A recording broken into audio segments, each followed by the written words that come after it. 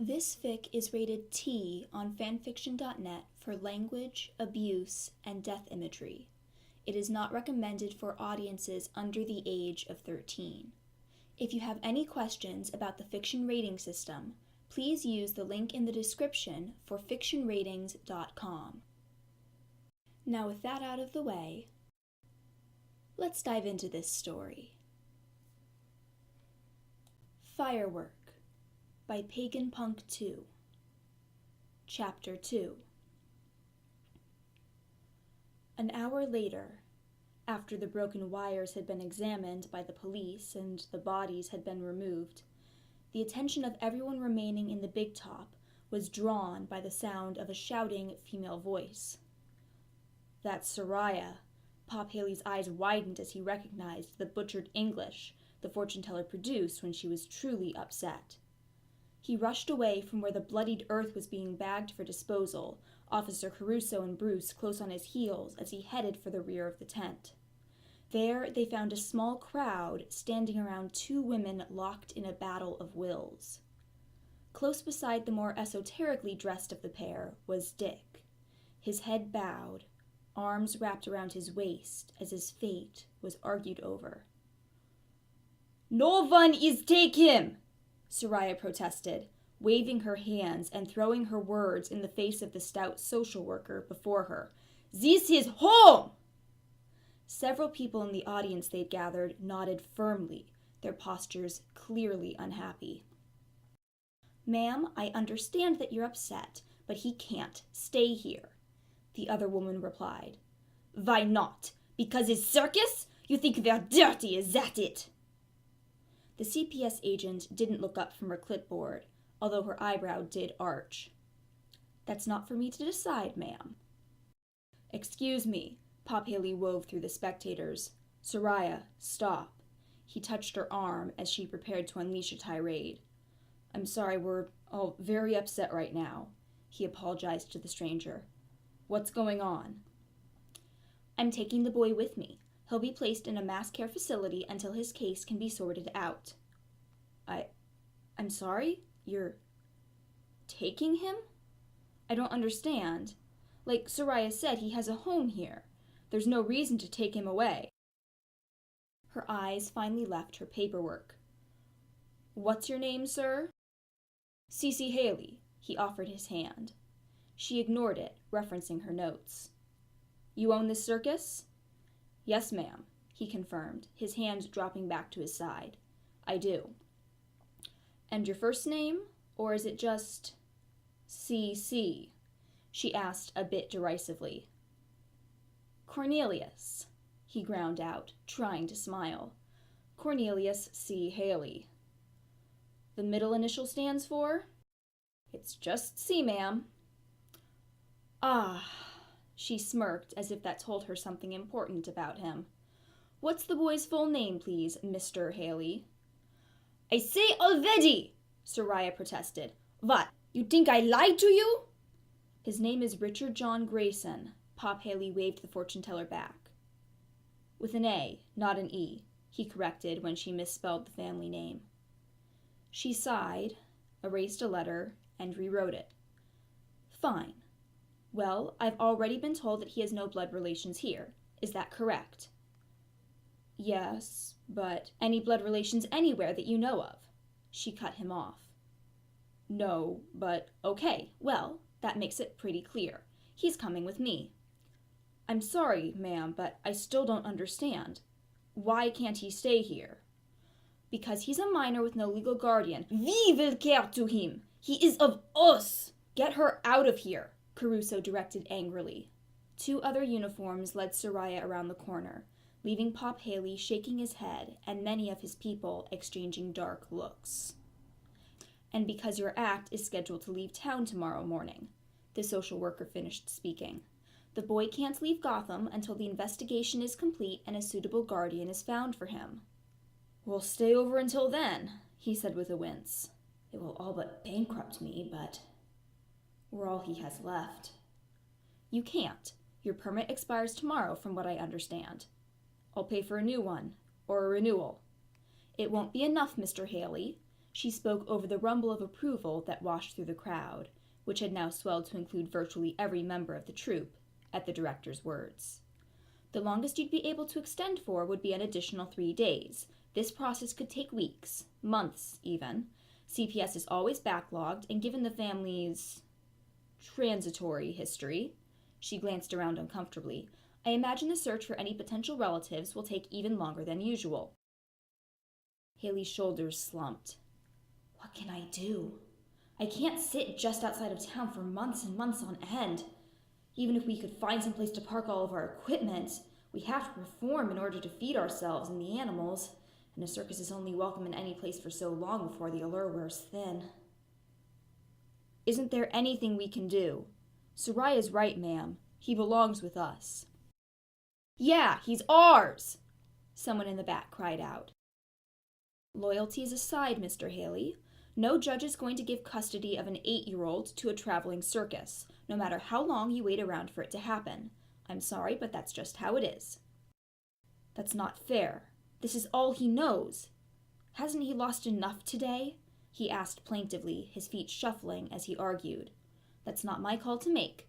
My job is to bring the boy into the custody of the state until such a time as a blood relative or other interested caretaking party can be found, and that's all I can do at this juncture. We are an interested caretaking party, he protested. Which one of you? She jabbed. Well, if you need one person in particular, me, he replied. I'll take him. And are you going to give up your circus, settle down, and put the boy into school in a stable home environment?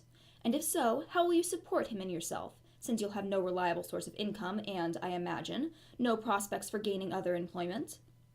I give up the circus. But the whole point is to keep him with the circus, he faltered. And if I give up the circus, what happens to the others? The people I would trust to keep the show going are gone, and that's the whole reason we're having this conversation. He bit back a sob, not wanting to break in front of this stranger. Those are the first questions a judge would ask if I brought forward a petition to name you as his guardian, Mr. Haley, she informed him. I'm sorry. But if he doesn't stay with us, where will he go? As I said, to a mass care facility for now. After that, there are several options. Again, not my decision to make. In any case, I have what I need, and it's late. I'll take the boy for tonight, then bring him back tomorrow morning to collect some of his personal effects once the police have finished with the family's trailer. Her cheek twitched. So, she turned to where Dick had been standing when Pop Haley interceded. Where did he go? Her eyes narrowed as they swept over the gathered troop. Who's hiding him? Officer! She turned to Caruso. All right, no games, he announced. Where's the kid? You can't hide him from CPS. That's kidnapping. A jailable offense, he added. After several minutes, they finally ascertained the boy was nowhere among the assembly. Soraya was brought back around along with her police escort, who swore that the fortune-teller hadn't had any contact with the child since they'd removed her from the tent. Gathering what was going on and reading the concerned expressions being worn by her fellows, her ire sparked anew. You lost him? She exploded at the social worker before turning to Pop Haley. They cannot do this thing. He will be great as ever. You not let them do this thing. With that outburst, she collapsed, wailing the names of the dead aerialists and pounding her fists on the ground. Marnie, Lena, can you take her to her trailer? Haley asked, covering his eyes with one hand so as to avoid looking at the spectacle. Make her some tea or something. Mary will make the tea no more! The woman on the ground screamed as kind hands pulled her to her feet and led her away. Once a door had shut out amongst the tow-behinds, dampening her funereal ululations substantially, Caruso clapped his hands. All right, let's spread out. If you find him, he said firmly, you will hand him over. Anyone suspected of trying to hide him or telling him to run away will be pulled in for questioning and possible charges. Is that understood? Silence. I'm sure we'll all comply, Pop Haley answered finally, sending his people a weary glance. We can't run from the police. Not if we want to keep working. And we have to keep working. We can't just become a bunch of fugitives or charity cases. That's the last thing Johnny and Mary would have wanted their deaths to cause, and I don't intend to see it happen. Come on, everyone. Let's find our missing boy. As the crowd began to move, the circus director looked over to find the billionaire beside him. Mr. Wayne, he said, surprised. I didn't realize you were still here. I thought you'd left during the uproar, he euphemized. Bathroom break, Bruce fibbed. Realizing that everyone was riveted to the argument over the boy's immediate future, he'd slipped back to the main part of the tent and quickly examined the evidence. Acid? He'd frowned, peering at the broken ends of the wires. No way to tell for sure without testing it back at the cave, although I don't know what else it could have been that wouldn't have been noticed during the setup. Finding a discarded candy wrapper near the stands, he'd carefully scooped up a few of the tiny, frayed shards of metal that had snapped from the main cords and tucked them into his pocket. If it was acid, there shouldn't be enough left on it to eat through that plastic. There wouldn't be any metal left if there were. He'd rejoined the group just as they were realizing that Dick had vanished. Well, I can hardly blame him for running away, if that's what he did, he'd thought. As if seeing what he saw earlier tonight wasn't reason enough to flee. Having everyone talk about him as if he wasn't even present would only have made it worse. Setting his mouth firmly, he determined to join the search. Hopefully he's just gone to his family's trailer, but if he was outside, he stood a good chance of developing hypothermia. The early March air was far from warm, and when he'd last seen the child, he was still clad only in his thin performance garb. He's having the absolute worst night of his life. The least I can do is try and keep it from turning into the last night of his life. Let's check the trailers, Haley suggested. Everyone, the trailers, the animal pens, the sideshow tents, all of that first, he called out. Max, he grabbed a burly strong man as he walked by. Go see if he's with the elephants. You know how he is. We will find him, Pop, the muscular figure said firmly. He won't go far. Thanks, Max, he patted his shoulder. Shaking his head, he turned back to Bruce and started towards the double row of tow behinds, sitting just outside of the bright aura that surrounded the big top. As they approached one midway down the line, the billionaire could make out chipped paint and a few dents alongside neat patches and brocade drapes. None of the portable little homes they passed were anywhere near new, but it was clear that they were cared for, and that fact was driven home when he followed the circus director inside the Grayson abode. The stacked beds at the front of the compact space had their privacy curtains pulled back, revealing the faded but clean quilts that were tucked neatly over the mattresses.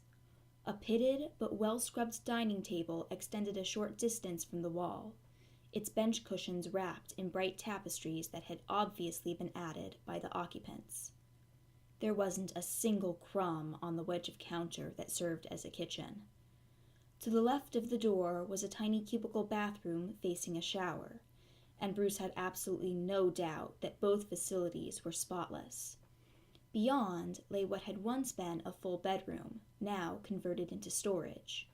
Costumes and regular clothing hung on one side, cabinets lined the other. A tiny folding table at the extreme rear held a few sewing implements and what looked like a pair of the boy's pants, a half-repaired hole evident on one knee. Above that hung a child's drawing of a show-outfitted elephant, carefully placed behind glass and given a place of pride on the wall.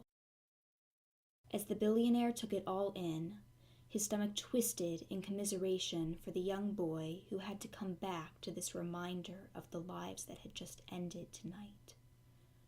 Returning to the manor after his own parents had been killed had been bad enough.